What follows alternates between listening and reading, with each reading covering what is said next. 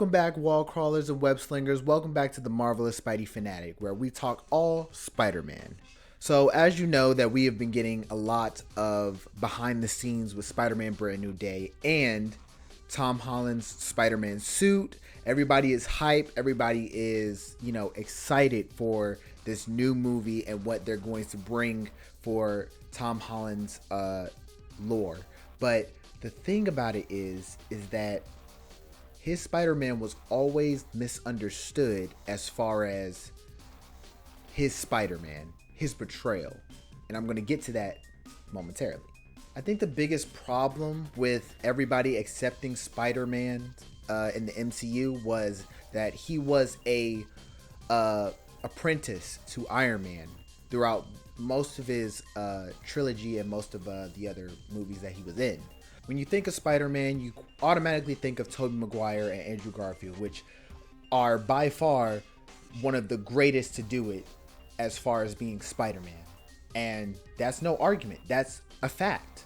Without them, it wouldn't have given a lot of people the boost to know more about Spider-Man, even in the comics or the animation. Those are the people that brought him to the big screen.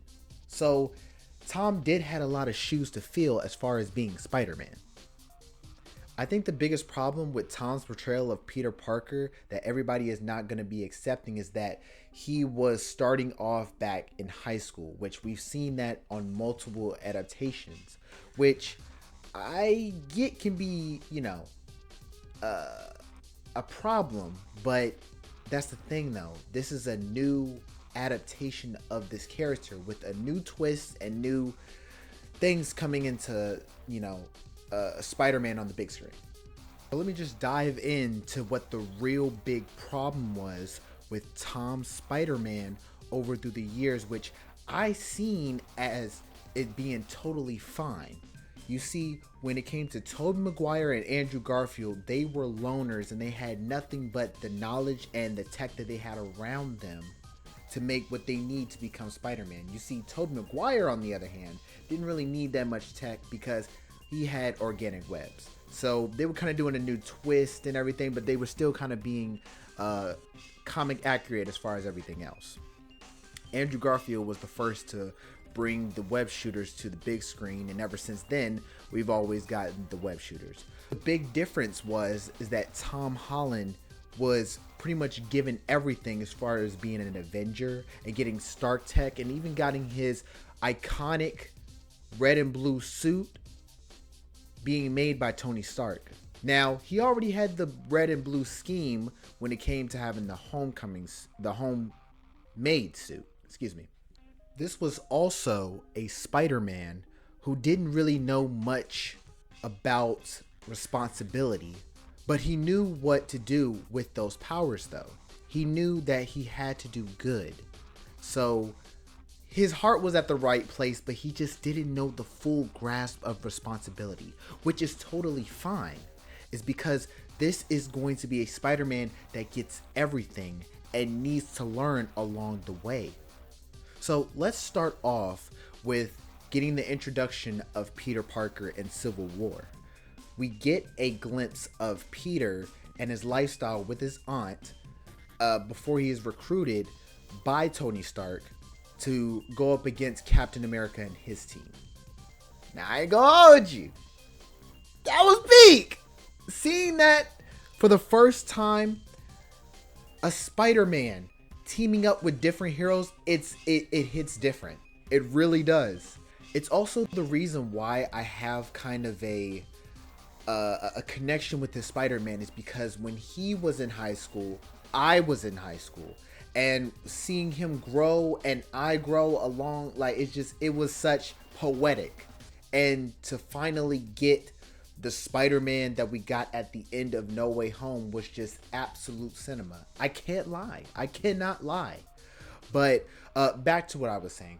So when he was just introduced, it was definitely a breath of fresh air of getting a Spider-Man who's joking around with other heroes and doing what a spider can and everything. Yes, this is a Spider-Man who's still young and kind of learning to be Spider-Man. He is like a few months in, so you got to give him some slack on that too. But other than that, he was just phenomenal in Civil War. That was a great introduction. All right, fast forward, we're going into Endgame, and we have Spider-Man coming back, and he's lost his mentor. Now, people are not going to like that Iron Man was his mentor and everything. I seen it as a learning tactic. It felt like he needed a little bit of Tony's kind of discipline as far as what he had to take the suit away and everything, and just kind of learn from that. Because if this was a money hungry Spider-Man who wants fame, fortune, and all that, he could have went out and talked to the reporters and became official Spider-Man for the Avengers. And everybody's gonna hate that, including me. I'm not gonna lie, but it's just, there was life lessons along the way, as far as in Homecoming and also in Far From Home. I will say this though, Far From Home has to be one of the dumbest moments of Peter's life, when he gave the glasses to Mysterio and all havoc broke loose. I get that.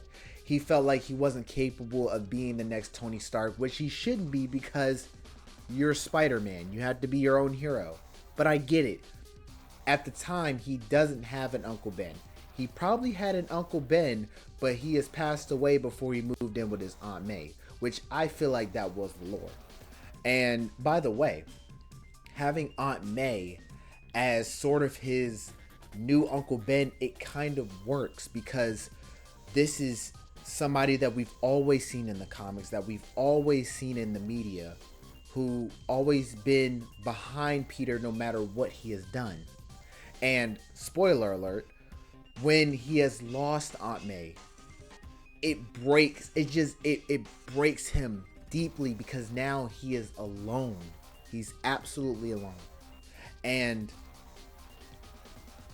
if it was just anybody else, he could have just given up, just kind of try to find a way to go through this life without his loved ones. But he put that mask back on, and he still became the friendly neighborhood Spider-Man. Now, I know I'm jumping the gun, but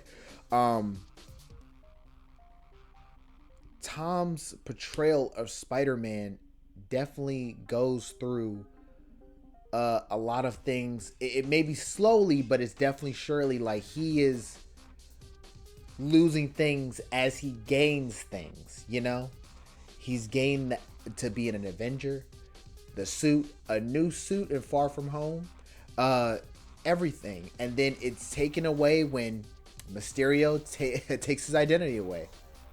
And honestly, I feel like that the plot for No Way Home, with his identity being revealed, definitely needed to be something for a good fresh start. I didn't know how they were going to go with that, but I'm glad that they did. It definitely gave us a little of a nostalgia run to get us kind of getting excited for his next arc. But I think it was just definitely a learning lesson for what you asked for, and you receive it. But it was just a lot of layers for his story. Yes, he did use old villains from old movies, yes. But it was just, these are the consequences of his actions. You trying to undo something, and it's not going to always go as it seems. So he took up the consequences, and he had to erase Peter from the world, which was definitely a tough thing to do, because you already lost your aunt. Now you're going to lose your girlfriend, your friend. Nobody will know that you exist. And a regular person would have given up. But this is what made Tom's portrayal, Spider-Man, is that after everything that you have lost, you still put on the mask. You still help people.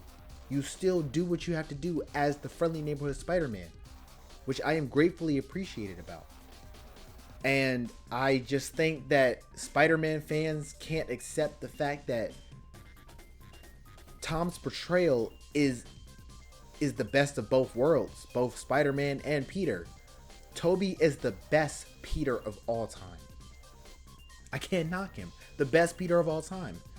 Andrew is the best Spider-Man of all time. But Tom is just right there in the middle of being the both best Peter and Spider-Man. He's just right there, you know? Just right in the soft spot, you know?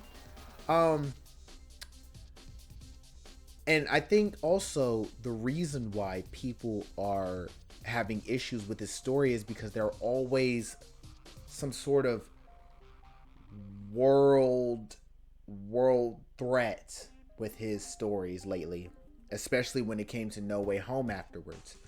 But I think all of this, everything that he has went through, was an origin story. But that's the thing. People aren't going to understand that because they want, oh, you can do an origin in one movie. Why you gotta have all three? Why you have to have that in Avengers Infinity War and Endgame? It's because the growth was slowly but surely.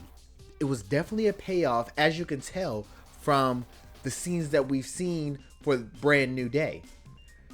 This was slowly the growth of the true Spider-Man that we know. Would I call him Spider-Boy? Absolutely not. But he was definitely an immature Spider-Man. A non-responsible Spider-Man. And I feel like that with everything that happened to him, he finally learned the consequences of his actions. And now we have a true Spider-Man.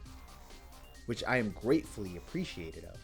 And I always said that if there was another direction that they were going to go with Spider-Man, I don't think this would have been my favorite one, but they knew exactly what they were doing. It was kind of confusing as far as Far From Home and everything else, but it made perfect sense after we seen the ending of No Way Home. It made perfect sense. Everything that from Iron Man 2 to No Way Home, it was always an origin story. I know that Homecoming, I know they bypassed him getting bit by a spider. I get that.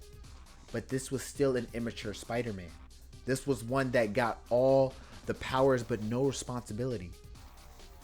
Which is why when the things happen, it happened because of him. Ooh, let me cook. What? But yeah, so Tom is a wonderful, wonderful Spider-Man. He is my favorite. I grew up with him, like literally grew up with him. Now, don't get me wrong, Tobey Maguire and Andrew Garfield, I've grown up with them too, but I was still a kid. But to be a teenager, to see a teenager being Spider-Man, I felt that. I 100% felt that. So, yeah, I really think that he was misunderstood and is going to be proven in Brand New Day. I'm going to say this now, that Spider-Man Brand New Day will be the greatest Spider-Man movie of all time. And if I'm wrong, I will take full accountability, but I feel like this is it. This is the Spider-Man movie we have been waiting for. A Spider-Man movie that is street level, but with other heroes around. I mean, come on. That's comic book 101. I'm sorry. I love Tobey Maguire. I love Spider-Man 2. But I feel like it's going to get dethroned. Brand New Day is giving us something different. It's giving us something different. And I have 100% faith. I have 100% faith. But that's all I wanted to say for this video. I hope you enjoyed this. If you did, make sure you like, comment, and subscribe. And also let me know what kind of things you want to see in this channel. Do you want to see some gameplay? Do you want to see some comic books? Do you want to see some unboxing? Just let me know.